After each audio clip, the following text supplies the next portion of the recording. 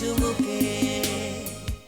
দর্শক, আজ আমাদের মাঝে উপস্থিত রয়েছেন চক্ষু বিশেষজ্ঞ এবং ব্যবস্থাপনা পরিচালক vision eye hospital Dhaka doctor Siddiqur Rahman. শুভ সকাল, কেমন আছেন? ভালো আছি। আচ্ছা, আমরা আজ যেহেতু আপনি একজন চক্ষু বিশেষজ্ঞ, স্বাভাবিকভাবেই দর্শকরা বুঝতে পারছেন যে আমরা চোখের প্রবলেম নিয়ে আসলে কথা বলবো। শুরুতেই তিনটি বিষয় একটু বলে নিতে চাই যে গ্লোকোমা, ফ্যাকো ও ল্যাসিক, এই তিনটা বিষয় নিয়ে আমরা আজ কথা বলতে যাচ্ছি। শুরুতেই জানতে চাই যে গ্লোকোমা আসলে কেন হয় এবং এটি হওয়ার পেছনের কারণটা আসলে কি? মানে এটা তিনের ভিতরে এক না একের ভিতরে তিন? তো এই যে মানে অনেক বড় প্রশ্ন। গ্লোকোমা নিয়ে যদি কথা বলি তো প্রথমে বলবো যে গ্লোকোমা রোগটা কি। এই ধারণাটা হচ্ছে যে চোখের একটা রোগ, যেই রোগে চোখ ধীরে ধীরে অন্ধ হয়ে যায় এবং এটা আর কখনোই ভালো করা যায় না। যদি অন্ধ হয়ে যায় কখনোই ভালো করা যায় না, তবে একদিনে একবারে হয়ে যায় না। অন্ধটা খুবই ধীর প্রক্রিয়ায় এবং ওই জীবন প্রদীপ নিভে যাওয়ার আগে যদি চোখের প্রদীপ নিভে যায় তাহলে বাকি জীবনটা একেবারেই অসহায় অবস্থা হয়ে যাবে। কিন্তু এর মেইন সমস্যাটা হচ্ছে যে এই রোগ জানান দেয় না, মানে পেশেন্ট নিজে নিজে খুব একটা কিছু বুঝতে পারে না। বুঝতে পারে যখন একেবারে শেষ পর্যায়ে অন্ধ হয়ে যায় তখন।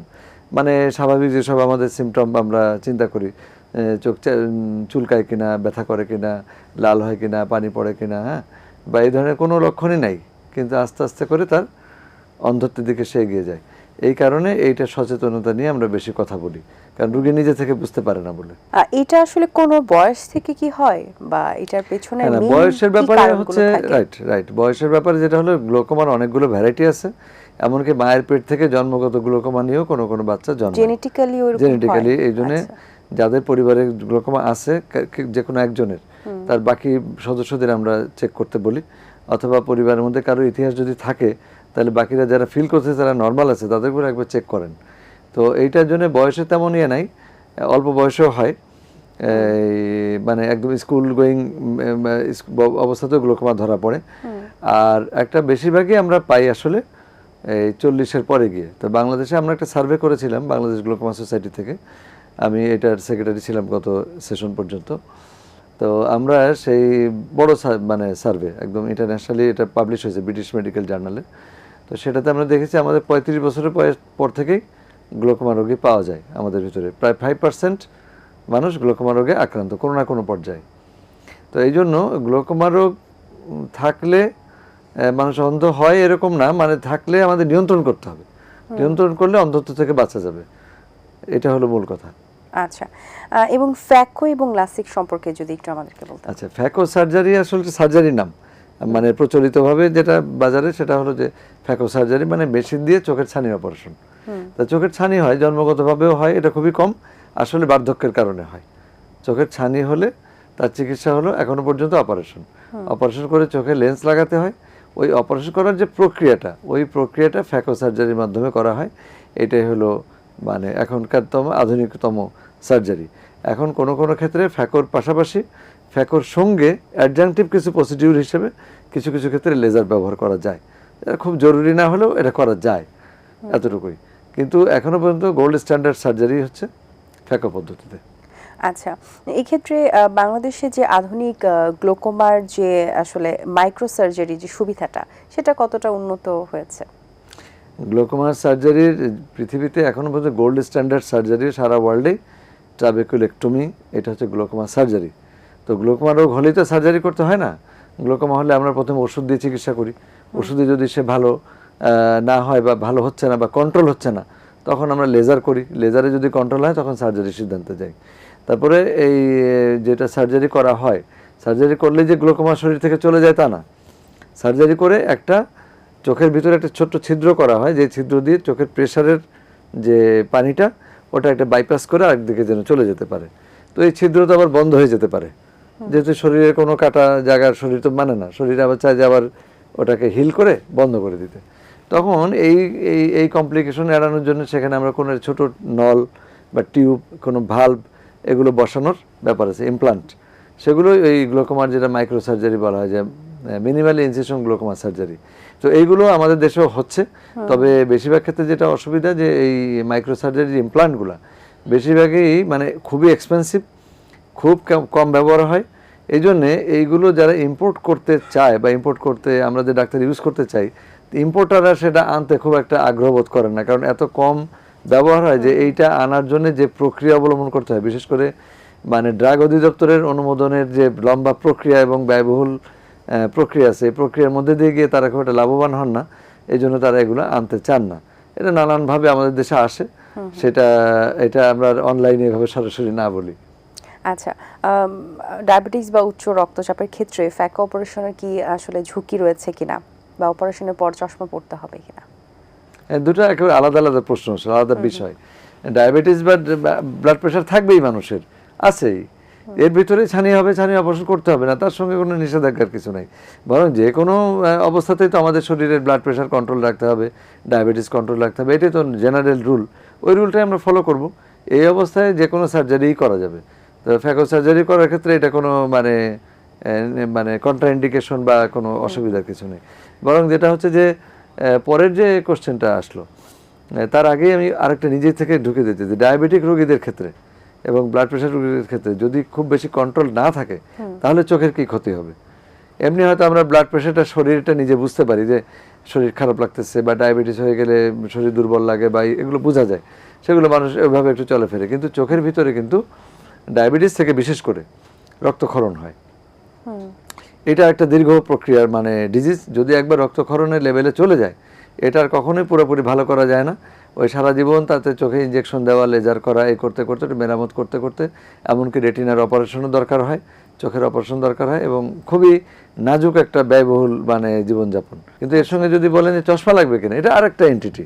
চশমা লাগার ব্যাপারটা নির্ভর করে আমি চোখে কেমন ধরনের লেন্স লাগাচ্ছি তার উপরে। আমরা ছানি অপারেশন করে কি আমরা চোখের ভিতরে যে ন্যাচারাল যে লেন্স থাকে সেটাকে রিপ্লেস করে দিই, করে আরেকটা লেন্স লাগাই। এই লেন্সটাতে তো ইউজুয়ালি কমন যেটা ব্যবহার হয়, একটা সিঙ্গেল পাওয়ার থাকে। সিঙ্গেল পাওয়ার থাকে মানে আপনি দূরে ফোকাস করা থাকলো তো দূরেই দেখবেন, কাছের জন্য আবার চশমা লাগবে। আমরা যেমন যে চশমা পড়ছি, রিডিং চশমা, এই ধরনের রিডিং চশমা দরকার হয়। হ্যাঁ, এখন আমরা যদি চোখের ভিতরে যে লেন্সটা আমরা লাগাবো, সেই লেন্সটা যদি তার ভিতরে দূরের পাওয়ার এবং কাছের পাওয়ার দুটোই যদি আমি ইনকর্পোরেট করে দিই, সেরকম লেন্স আছে, ট্রাইফোকাল লেন্স বলে, এড অফ লেন্স বলে, বিভিন্ন ক্যাটাগরি আছে। এই লেন্সগুলো যদি আমরা লাগাই, তাহলে আবার কাছের চশমাটাও লাগবে না, দূরের চশমাটাও লাগবে না। এই মানে নতুন যৌবন লাভ করার সুযোগ আছে। ভিশন আই হসপিটাল প্রতিষ্ঠার পেছনে আপনার মূল লক্ষ্য কি ছিল? এটা তো মানে একটা মানে বড় স্টোরির মতো। ইউজুয়ালি আমি আসলে আমি এবং আমার ভাই মনিরুজ্জামান, সে রেটিনা স্পেশালিস্ট, চক্ষু বিশেষজ্ঞ, আমরা দুজনেই আসলে কাজটা শুরু করেছি আরো সবাইকে সাথে নিয়ে। তো সেটারই হলো যে, যেমন আমরা দুজনেই সরকারি চাকরিতে মানে 24তম BCS এ আমাদের চাকরি হয়েছিল, সে কিছুদিন করছে, আমি করিই নাই। তো তখন আমরা নিম্ন মধ্যবিত্ত পরিবারের সন্তান, এমন তাদের কাছে কিন্তু BCS একটা সোনার হরিণ, BCS চাকরি পেলে কেউ ছাড়ে এরকম না। কিন্তু আমাদের একটা স্বপ্ন ছিল যে আমরা, আমাদের দেশ থেকে মানুষ ভারতে যায় চিকিৎসা করতে, সিঙ্গাপুরে যায়, কোথায় যায়, কেন যায়? আমরা নিজের পয়সা, গাটের পয়সা খরচ করে ওই সব জায়গায় গিয়েছি। আমরা ট্রেনিং টেনেছি, প্রতিষ্ঠানটা ওরা কীভাবে চালায়, কেন চালায়, সেগুলোকে দেখে, সিঙ্গাপুরে, ইন্ডিয়াতে দেখে আমরা স্বপ্ন দেখছি যে আমরাও এরকম হাসপাতাল বানাতে চাই, যে এই দেশের মানুষকে যেন ভারতে যেতে না হয় বা ইন্ডিয়াতে, সিঙ্গাপুর, বিদেশ যেতে না হয়। এবং সত্যিই আমরা সে জায়গায় পৌঁছাতে পারছি যে আমরা ইভেন আমি যখন এরপরও একটা প্রাইভেট মেডিকেল কলেজে আমি যখন অ্যাসোসিয়েট প্রফেসর লেভেলে যখন চাকরিটা করি, তখন সিদ্ধান্ত নিলাম যে আমি চাকরি ছেড়ে দিব।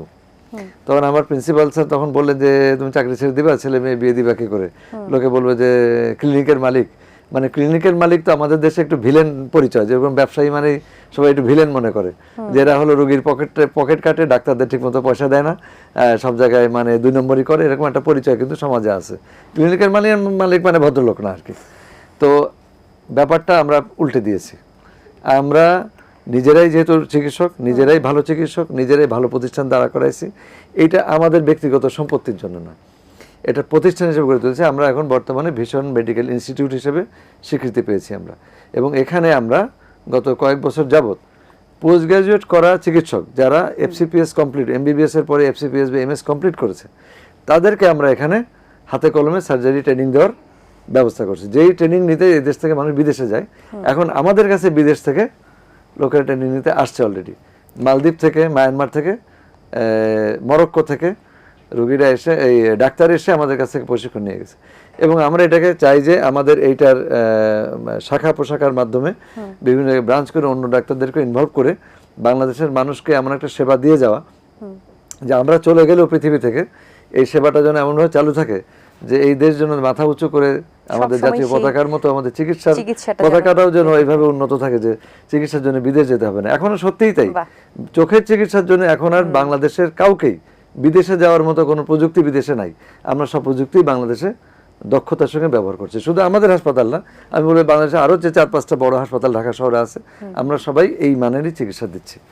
বা খুব সুন্দর একটি আসলে একটা উদ্যোগ নিয়ে আপনারা শুরু করেছিলেন। এটা খুবই বড় মনেরও একটা পরিচয়ের ব্যাপার, যেটা আসলে সকলে পরের যে উপকার করার সেটা খুব একটা করতে চান না, বাট আপনারা করেছেন। এবং বিসিএস কে বাদ দিয়ে এইটার একটা আসলে তখন এটা সোনার হরিণ, বিসিএস এখনো সোনার হরিণ আসলে। আচ্ছা, বর্তমানে ডিজিটালাইজড যুগে তো বাচ্চাদের ক্ষেত্রে দেখা যায় যে আমরা সোশ্যাল মিডিয়া থেকে তাদের দূরে রাখতে পারি না, এবং ফোনস থেকেও তাদের দূরে রাখাটা খুব টাফ। সেক্ষেত্রে তাদের চোখে তো অনেক এফেক্ট করে। এই প্যারেন্টসদের এখন প্যারেন্টিং এর কি কি আসলে একটা কঠিন জিনিস, মানে আসলে প্যারেন্টিং তো একটা জিনিস আছে, এই নিয়ে আমি আসলে আমার চেম্বারে যখন রোগীরা আসে আমি অর্ধেক করি রোগের আলাপ আর বাকি অর্ধেক করি এইসব কাউন্সেলিং। মানে এমনকি যারা টিনেজ পার করে ফেলছে, জবের জন্য চেষ্টা করতেছে বা এডুকেশন, আমি তাদেরকেও কথা বলি। আসলে আমাদের একটা মিসকনসেপশনের উপরে চলতে আমরা ভালোবাসি। রিউমার আমাদের পছন্দের জিনিস, গুজবের ভিতরে থাকতে পছন্দ হয়, একটু বই খুলে পড়তে ইচ্ছা করে না। এমনকি বই দরকার নেই, গুগল করলে একটু উইকিপিডিয়া গেলে কিন্তু সঠিক তথ্যগুলো পাওয়া যায়। তারপর তো দেখবেন আমরা কেমন যেন একদম প্রথম মিসকনসেপশনটা বলি, সব মায়েরা এসে বলে স্যার আমার বাচ্চাকে তো অনেক লাল শাক মূলা শাক এসব খাওয়াইছি, ফুলকপি গাজর খাওয়াইলাম, ছোট মাছ মলা মাছ খাওয়াইলাম, তাও তো চোখে চশমা লাগে। আচ্ছা, এটা এক। তারপরে এত মানে এই যে চশমা লাগে, তাহলে এগুলো বাচ্চা খেতে বলে, বাচ্চা তো খায় না, বলে এগুলো কেন খাওয়াবেন? তো এই কনসেপ্টটা নেই, অথচ সবাই কিন্তু শিক্ষিত। আমরা সবাই জানি ভিটামিন এর অভাবজনিত অন্ধত্বের কারণে ভিটামিন এ ক্যাপসুল খাওয়ানো হয়, এবং যাদের ভিটামিন এ ক্যাপসুল খাওয়ানোর সুযোগ যখন আগে ছিল না 80-র দশকে, তখন মাছ মাংস বেশি পাওয়া যেত না বাংলাদেশে, ডিম টিম এত পাওয়া যেত না। গরিব মানুষের জন্য তখন খুঁজে পেতে বের করা হলো যে লাল শাক মূলা শাক, এই কি বলে যেগুলো মলা ঢালে, এগুলো একটু খেয়েটে যেন ভিটামিন এর অন্ধত্বজনিত মানে রোগটা যেন বন্ধ হয়। কিন্তু ভিটামিন এ সবচেয়ে বেশি কোথায় পাওয়া যায়? মাছ মাংস ডিম, মানে তৈলাক্ত খাবারের ভিতরেই, কলিজায় সবচেয়ে বেশি। তো এগুলো বড় লোকদের খাবার, গরিবদের জন্য এটা বলা হয়েছে। এখন গরিবরা তো টিভি দেখতো না, বড় লোকরাই টিভি দেখে দেখে বড় লোকরাও মলা ঢালা খাইতে খাইতে বাচ্চাদের উঠে খাওয়াইতেছে কচু শাক কিছু। এটা হলো অল্টারনেটিভ, আর সেটা হলো ভিটামিন এর অভাবজনিত। কিন্তু চশমার সঙ্গে কোনো সম্পর্কই নাই। ঠিক একই ঘটনা ঘটছে এখন ডিজিটাল নিয়ে। শত শত আমরা ডিজিটালি বাস করতে হবে, আমরা ডিজিটালেই থাকবো, আরো ডিজিটালি হবে। কিন্তু প্রবলেমটা কাদের? যেসব বাচ্চাদের চশমা লাগে, যাদের মায়োপিয়া আছে, তাদের জন্য প্রবলেম, সব বাচ্চার জন্য প্রবলেম না। মানে কম্পিউটার মোবাইল দেখলেই চোখ নষ্ট হয়ে যায় এরকম না আসলে। কিন্তু যাদের প্রবলেম আছে, যেমন যার ফুসফুসের রোগ আছে, তার জন্য ধূমপান কঠিনভাবে ক্ষতিকর। তা বাদেও কি মানে মানুষ ধূমপান করছে না, করলেই কি সবাই ক্ষতি হয়ে যাচ্ছে? কিন্তু ক্ষতির সম্ভাবনা আছে, ঝুঁকি আছে, তাই মানা করি। তো ওটা যেমন স্বাস্থ্যগত ঝুঁকিটা একেবারেই ঝুঁকিপূর্ণ, কিন্তু ডিজিটাল ডিভাইসটা ব্যাপারটা এরকম না। তবে হ্যাঁ, আমাদের বাচ্চাদের মন মানসিকতা গড়ে তোলার জন্য এখানে একটা বড় অসুবিধা আছে। শুধু চোখের ব্যাপার না, ডিজিটালে ঢুকে তারা অনৈতিক বিষয়ে জড়ায় পড়ে বা অহেতুক বিষয়গুলো নিয়ে সময় নষ্ট করে, সেখান থেকে বাঁচার জন্য ডিজিটাল বিষয় দূরে রাখতে হবে, এটা ঠিক আছে। কিন্তু যাদের চোখের মায়োপিয়ার সমস্যা আছে, চশমা লাগে, ম্যানেজ বলে, তাদের জন্য আমরা ভীষণ হাসপাতালে আমরা মায়োপিয়া ক্লিনিক একটা আলাদা ফ্লোরই করছি। সেখানে মায়োপিয়ার অনেক ডিভাইস আছে, মানে তাদেরকে পরীক্ষা নিরীক্ষা করার জন্য। মায়োপিয়া আলাদা ট্রিটমেন্ট, কিছু থেরাপিও আছে, এবং মায়োপিয়ার জন্য বিদেশ থেকে, সিঙ্গাপুর থেকে ট্রেনিং দিয়ে আমাদের ডাক্তারকে নিয়ে আসছি। আমরা মায়োপিয়া রোগী পেলে তার কাছে পাঠিয়ে দিই। তবে আমরা বলবো যে বাচ্চাদেরকে এনকারেজ করতে হবে, তাদেরকে বুঝাইতে হবে যে তোমার বই পড়াটা দরকার, বাইরে খেলাধুলা করা দরকার। বাবা মা হিসেবে আমরা বাইরে খেলাধুলার ব্যবস্থা করতে পারছি না, ঢাকা শহরে সেই জায়গাটা নেই আসলে। ফলে ওরা ডিভাইসে অটোমেটিক ঢুকে পড়ে, তারপর যতটুকু করা যায়। তবে আমি মানে আতঙ্কিত হতে মানা করবো যে ডিভাইস ব্যবহার করলেই চোখ নষ্ট হয়ে যাবে তা না, তবে একটু যদি কম ব্যবহার করা যায়, অন্তত মস্তিষ্কের জন্য ভালো। আচ্ছা, এক্ষেত্রে আরেকটি প্রশ্ন রয়েছে যে 40-এর পরে যাদের চোখে ছানি পড়ার প্রবলেম রয়েছে, সেক্ষেত্রে কি কি করণীয় রয়েছে যাতে এটা না হয় বা এটা থেকে একটু বাঁচা যায়? আমরা সুস্থ জীবনযাপনের জন্য এই ব্যায়াম করি, ভালো খাওয়া দাওয়া করি, মানে যে early to bed early to rise, এরকম একটা ব্যাপার আছে না, আমরা জীবনযাপনটা যদি এভাবে করি, আমাদের খাওয়া দাওয়ার ভিতরে যথেষ্ট পরিমাণ অ্যান্টিঅক্সিডেন্ট জাতীয় খাবার খাই, ওই যে যে সবুজ শাকসবজি এগুলো খাই, এগুলো ভালো হবে। কিন্তু আসলে সরাসরি এমন কোনো ব্যায়াম, এমন কোনো জীবন আচরণ স্পেশালি নাই যেটা চোখের ছানি আসাকে ঠেকাই দিবে। তো স্বাভাবিকভাবে পুরো শরীর যদি সুস্থ থাকে তো দেখা যাবে যে 90 বছর বয়সে চোখে ছানি পড়েনি, আছে এরকম মানুষ আমরা পাই। আবার দেখা যাচ্ছে শরীরের কোনো না কোনো রোগ, বিশেষ করে ডায়াবেটিস যদি থাকে, ব্লাড প্রেশার থাকে, তারপরে যাদের অ্যাজমা আছে বা কারো হয়তো কিডনি ট্রান্সপ্লান্ট করা হয়েছে বা আর্থ্রাইটিস আছে, এই ধরনের যাদের ডিজিজ থাকে তাদের দেখা যায় কোনো না কোনোভাবে চোখে আগে আগে ছানি পড়ে যায়। আরেকটা হলো যদি চোখে আঘাত লেগে থাকে কোনো সময়, এই ফুটবল ক্রিকেটে যে আঘাত লাগে তার চেয়ে ব্যাডমিন্টনের প্রচুর আঘাতের রোগী আসে। এই গত ডিসেম্বরের 15 তারিখ থেকে শুরু করে আজ পর্যন্ত হলে আমি প্রায় 30 জন রোগীর আমি এই ব্যাডমিন্টন কেস শুধু আমার কাছে আসছে। তো এই বাদে তো অন্য ডাক্তারদের কাছেও যাচ্ছে। তো আমরা জাতি হিসেবে একটু অসচেতন টাইপের, মোটরসাইকেল চালাতে গেলে হেলমেট পরাইতে গেলে পুলিশ লাগে, আর ব্যাডমিন্টন খেলার সময় কে চোখে চশমা পড়বে। তো আমি বলবো যে একটু এই ঝুঁকিপূর্ণ কাজগুলো থেকে যদি আমরা দূরে থাকি, আমাদের জীবন মূল্যবান, চোখ মূল্যবান। সবচেয়ে বড় কথা, আমি তো শুধু আমার জন্য না, আমার একটা ডিসেবিলিটি মানে আমার সঙ্গে পুরো ফ্যামিলি, একটা 40 বছরের মানুষ বা তার পরবর্তী মানুষের উপরে পুরো ফ্যামিলি ডিপেন্ড করে, সে নারী হোক বা পুরুষ হোক। তার যে কোনো একটা তার অবহেলা, তার নিজের ক্ষতিটা শুধু নিজের ক্ষতি না, পুরো ফ্যামিলি বার্ডেন হয়ে যায় তখন।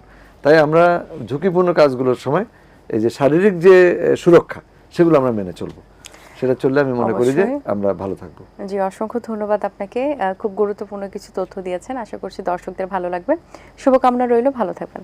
আপনাকে ধন্যবাদ, এবং এটিএন বাংলার সকল দর্শক, শুভানুধ্যায়ী এবং কলাকুশলী এবং কর্তৃপক্ষকেও ধন্যবাদ। দর্শক, আশা করছি আজকের আয়োজন ভালো লেগেছে। আজ এই পর্যন্তই, দেখা হবে আগামী পর্বে নতুন কারোর সঙ্গে। সেই পর্যন্ত ভালো থাকুন, সুস্থ থাকুন এবং এটিএন বাংলার সাথেই থাকুন। সকলকে আল্লাহ হাফেজ। দিন আসে দিন যায়, সময়টা চলে যায়, তবু আছি এই বেশ ভালো। জীবনটা রঙময়, যেভাবেই হওয়া চাই, নয় কভু সাদা কালো। এই আশাতে স্বপ্ন ভাসে, সুখ হাসে চোখে মুখে, চায়ের চুমুকে, চায়ের চুমুকে।